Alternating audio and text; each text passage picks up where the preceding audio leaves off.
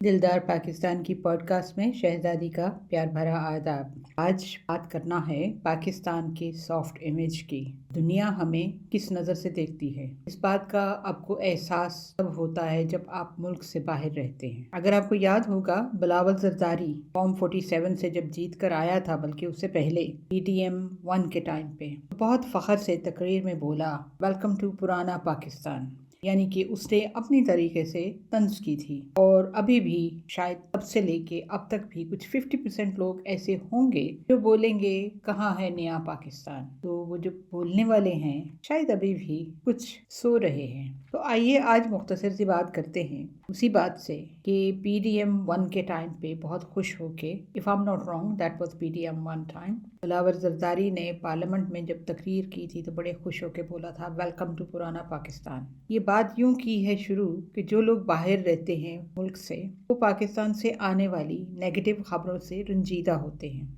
साल हर साल से पाकिस्तान के इस नेगेटिव इमेज पर किसी वजीर आजम, चीफ मिनिस्टर या आर्मी चीफ ने कभी ध्यान नहीं दिया। बहुत छोटी सी मुद्दत के लिए इमरान खान की हुकूमत के दौरान पाकिस्तान का इमेज बेहतर हुआ था। सबज पासपोर्ट की थोड़ी सी इज्जत बन गई थी। जब तक आप बाहर ट्रैवल नहीं करते अपने सब्ज पासपोर्ट के साथ, तब तक आपको बिल्कुल इसका अंदाजा नहीं है, एहसास नहीं है कि वहाँ पर एयरपोर्ट पर आप जाते हैं तब आपके साथ कैसा सलूक होता है। अगर थोड़ा सा अंदाज़ा लगाना है तो सब्ज पासपोर्ट की एक अलहदा लाइन लगा दी जाती है, बहुत लंबी, जिसके लिए प्रॉपर उन्होंने थॉरोली हर चीज़ चेक करनी है। अगर आपके पास कोई दूसरे मुल्क का पासपोर्ट होगा तो आप उनके बराबर में जिस लाइन में खड़े होंगे वो छोटी होगी और आप बहुत जल्दी फारिग हो जाएंगे। ये एक है मिसाल, छोटी सी, बिल्कुल छोटी सी। तो बिलावल जब बाहर अमेरिका में पढ़ाई करने गया तो क्या कर रहा था? अभी उसने इस बात के ऊपर गौर किया था कि पाकिस्तान का इमेज कैसा है। जो पाकिस्तान से खबरें आती हैं वो किसी न किसी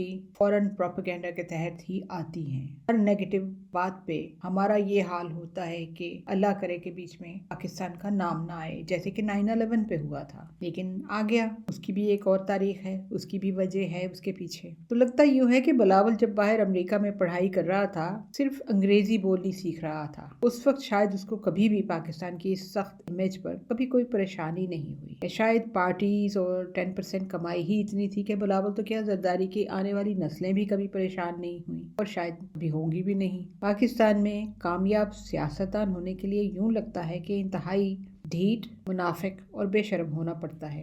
ये शायद क्राइटेरिया है कामयाब होने के लिए। भुट्टो की पार्टी बदल गई और हवाई वसीयतनामे ने उसको जरदारी पार्टी बना दिया। नाम तो खैर बदला नहीं, लेकिन हकीकत यही है। लेकिन जो पीपल्स पार्टी के मगरूर मेंबर्स हैं, अपने मुंह पर भुट्टो का बोलबाला करते रहे बराबर और सर झुकाकर सिर्फ इक़्तिदार के मजे लेने के लिए जरदारी की जी हजूरी करते रहे। जरदारी ने देखा कि इकलौता बेटा तो बहुत ही अकल से पैदल है, लिहाजा उसकी ट्रेनिंग शेरी रहमान के हाथ में दे दी, क्योंकि अक्सर फोटोज में उनका बहुत इत्तेफाक नजर आया था, बिलावल और शेरी रहमान का नहीं। अभी हालिया दौरा जो किया इन लोगों ने, जो 5-6 लोग थे अमेरिका का, जो कि पीपल्स पार्टी का वफ्द किया था, यूं लगता था जैसे खुद ही मुंह उठाकर वहां चल दिए हैं बगैर किसी खास वजह के या दावतनामे के। कुछ सवालों के जवाब जब बिलावल ने दिए 1-2 इंटरव्यू में, तो लगा अभी इसकी तरबियत पूरी नहीं हुई। कमाल की बात तो ये है कि अपने अब्बा की वजह से उसे प्रैक्टिकल जो अप्रेंटिसशिप करने का मौका मिला, एज ए फॉरेन मिनिस्टर मिला। गरीब के बच्चे को तो बिल्कुल भी ऐसी अप्रेंटिसशिप नसीब कभी भी नहीं होगी। हुकूमत के जहाज पर और टैक्स पेयर के पेट्रोल पर बिलावल ने सारा साल खूब जहाजी टैक्सी घुमाई। अक्सर सुनने में आया कि अमेरिका जाकर कहीं गायब हो जाता है, जैसे नवाज शरीफ की औलाद इस्लामाबाद जाकर गायब हो जाती है। खैर, ये किसी और दिन के लिए रख छोड़ते हैं। अब शेरी रहमान को देखें, जो बिलावल की उस्ताद हैं। यहाँ उस्ताद के यानी कि उस्तादों के उस्ताद वाली बात नहीं हो रही, क्योंकि ट्रेनिंग की है, उनकी टीचर रही हैं, उनको बाकायदा गाइड किया है कि पॉलिटिक्स के मैदान में जो है जो مہارت حاصل کرنی ہے، غالباً ٹریننگ ابھی بھی جاری ہوگی۔ فائدہ یہ ہوا ان کو اس وفاداری کا کہ بدلے میں اب وہ وائس پریزیڈنٹ ہیں پیپلز پارٹی کی۔ شاگرد جو ہیں وہ پریزیڈنٹ ہیں، آخر مالکوں کے بچوں کے ساتھ تو مقابلہ نہیں ہو سکتا نا۔ جس دورے میں یہ چند لوگ منہ اٹھا کے نظر آ رہے ہیں پھرتے ہوئے، وائس پریزیڈنٹ کا کسی طرح ایک انٹرویو بھی سیٹ ہو گیا۔ جن لوگوں نے بلاول کا انٹرویو سنا یا دیکھا ہے وہ بھی جانتے ہیں کہ باہر کے ملکوں میں سوالوں کے جواب دیتے ہوئے یہ لوگ پھنس جاتے ہیں، کیونکہ جھوٹ کے پیر تو ہوتے نہیں جو اپنا جواب کسی بنیاد پر دے سکیں۔ سب کچھ جانتے ہیں کہ اپنے اقتدار کے لیے یہ لوگ پاکستان کے ساتھ کیا کر رہے ہیں۔ وہ جو انٹرویو لینے والے ہیں وہ سب کچھ جانتے ہیں، اور اس کے علاوہ جو بھی نیگیٹو اب تک کا پروپیگنڈا ہے جو کہ باہر جاتا ہے، جو کہ پاکستان کا امیج بناتا ہے، وہ خوب اس سے واقف ہوتے ہیں۔ یہاں پر کیا ہوا کہ یالٹا جو حکیم ہیں بہت ہارڈ ہٹنگ جرنلسٹ مانی جاتی ہیں۔ آپ نے اکثر ان کے انٹرویوز دیکھے ہوں گے مختلف پاکستانی جو بھی ہیں حکومت میں ان کے ساتھ۔ انہوں نے شہری رحمان کا جب انٹرویو کیا تو شہری رحمان تھوڑی سی بیک فٹ پہ نظر آئیں، اور یہ بھی بھول گئیں کہ ان کے پارٹی کا پریزیڈنٹ پرانے پاکستان کا مکین ہے۔ تو یالٹا حاکم جو ہیں انہوں نے اپنے سوال کو TRAC کی جو ریسرچ تھی اس پر بیس کرتے ہوئے شہری رحمان سے پوچھا، اور پوچھا کیا؟ وہی بات اور بیانیہ جو ویسٹ میں جارج ڈبلیو بش نے بہت مہارت سے پھیلائے رکھا، اور ایسا پھیلایا کہ سب باہر کی دنیا میں خبریں سننے والے اور پڑھنے والے اس بات پر کنونس ہو گئے کہ ابھی بھی، اور بلکہ ابھی بھی ہیں، کہ پاکستان کا جو ہے ٹیررزم کا کتنا قریبی تعلق ہے۔ ابھی آپ سے جو TRAC کی ریسرچ کی بات کی ہے تو یہ ایک ٹیررزم ریسرچ اینڈ انالیسس کنسورٹیم ہے جو کہ اپنی رپورٹس چھاپتا رہتا ہے۔ تو یالٹا نے پوچھا کہ بریگیڈ 313 یہ خبر NDTV یعنی کہ NDTV ورلڈ جو ہے وہاں کی ہے، اور یہ انٹرویو بھی اسی چینل کا ہے۔ اس خبر کی پرنٹ میں لکھا ہے کہ شہری رحمان اس سوال کو ڈوج کرتی رہیں، لیکن یہ مان لیا کہ وہ ماضی میں تھا، یہ کہہ کر کہ تم ماضی کی بات کرتی رہتی ہو۔ یہ اپنی طرف سے تو انہوں نے ڈیفلیکٹ کیا کہ یہ تم کیا ماضی کی بات کرتی رہتی ہو، لیکن جو مطلب لیا گیا وہ یہ لیا گیا کہ اس نے شہری رحمان نے مان لیا کہ جو کچھ بھی اس نے ریسرچ میں پڑھا ہے وہ ٹھیک ہے، یعنی بریگیڈ 313 جو ہے اس کا تعلق القاعدہ سے تھا۔ ظاہر ہے القاعدہ کو تو پہلے ہی انہوں نے پاکستان کے ساتھ جوڑا ہوا ہے۔ اب سچی بات تو یہ ہے کہ ہم میں سے بہت سے لوگ اس بریگیڈ 313 کے بارے میں جانتے بھی نہیں ہیں، اور اس کی تفصیل کو بتانے کی اس وقت ضرورت نہیں ہے۔ شہری رحمان کے جواب کا اگلا حصہ سنیے جو کہ بہت ہی دلچسپ ہے کہ ہم ٹیررزم سے لڑ رہے ہیں، پاکستان اب بدل گیا ہے۔ کیا کہا انہوں نے؟ پاکستان اب بدل گیا ہے۔ جی ہاں، وہ بھول گئیں کہ ان کے شاگرد اور اب کے پریزیڈنٹ پیپلز پارٹی کے پریزیڈنٹ کہہ چکے ہیں ویلکم ٹو پرانا پاکستان، اور وہ پرانے پاکستان میں رہتے ہیں، جبکہ شہری رحمان کہہ رہی ہیں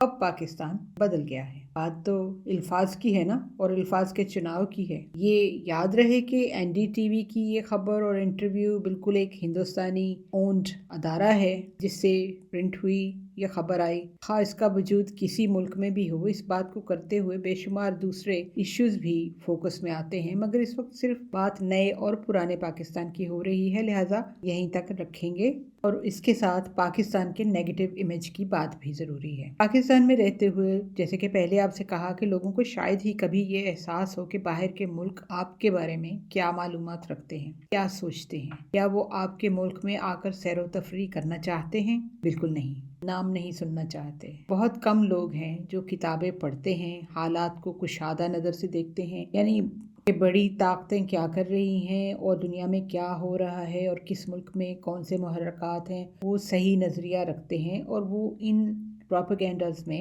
بالکل نہیں آتے، لیکن ان لوگوں کی تعداد بہت کم ہے۔ اس طرح پاکستان میں نون لیگ برابر پروپیگنڈا کرتی رہی ہے اور کر رہی ہے، لیکن باہر نکلنے والی خبر صرف وہ خبر ہوتی ہے اور اس کے پیچھے کے محرکات شامل نہیں ہوتے اس میں۔ باہر بیٹھا ہوا انسان پڑھنے والا جو ہے، جو کہ پڑھ سکتا ہے اس خبر کو، وہ اس خبر کو ویسے ہی لے گا جیسے کہ وہ لکھی ہوئی ہے۔ ان کو یہ نہیں پتا چلے گا کہ یہ کون سی تنظیم کی طرف سے خبر آئی ہے، اگر آئی بھی ہے تو ان کو میجورٹی لوگوں کو باہر نون لیگ کا بالکل نہیں معلوم۔ نواز شریف کو کوئی بھی نہیں جانتا، باہر بہت کم لوگ جانتے ہیں۔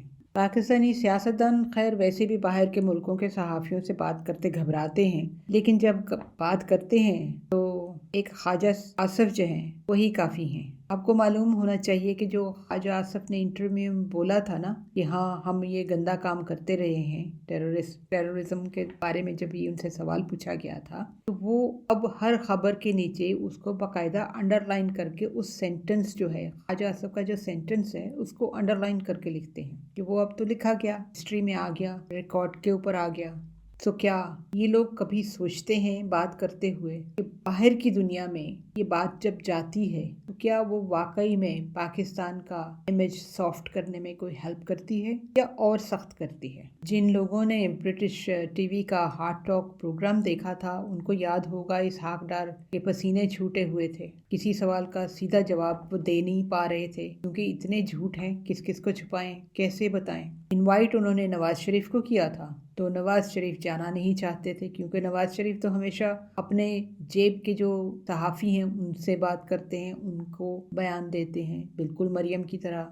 حیرت کی بات یہ ہے کہ جتنے آدھے ان پڑھ لوگ ہیں وہ چاہتے ہیں ہم اتنے ہی اونچے عہدے کے اوپر ہوں، اور ان کو کبھی اپنے آپ پہ شرم نہیں آتی کہ وہ کسی کے ساتھ بات کرنے کے قابل نہیں ہیں۔ تو ان کا اپنا امیج تو ایک جگہ کے اوپر ہے، لیکن جس ملک کو ریپرزینٹ کرتے ہیں وہ یہ بتاتے ہیں کہ یہ سارا ملک جو ہے بالکل ان پڑھ ہے، یہاں پہ کسی کو بات کرنی نہیں آتی۔ افسوس کی بات تو ہے نا، اس ملک میں حکومتی کوریڈورز میں گھومنے پھرنے والے اس قسم کے ہوں، وہ پاکستان کی کیا عزت بنائیں گے اور کیوں سوچیں گے کہ ہمیں اپنی طرف سے پاکستان کا سافٹ امیج بنانے کی ضرورت ہے؟ اس کے لیے سیلف ریسپیکٹ کی ضرورت ہے۔ نمازیں پڑھ کر ہم سمجھتے ہیں کہ دنیا میں ہماری اور ہمارے ملک کی بہت عزت ہے، صرف اپنے آپ میں مگن رہتے ہیں، اخباروں میں اپنی تصویریں دیکھ کر خوش ہوتے ہیں اور سمجھتے ہیں ہماری بہت عزت ہے۔ عزت کے خواہاں تو بہت ہیں، لیکن اصل عزت کا مطلب شاید ہم میں سے کسی کو بھی نہیں آتا۔ آپ سے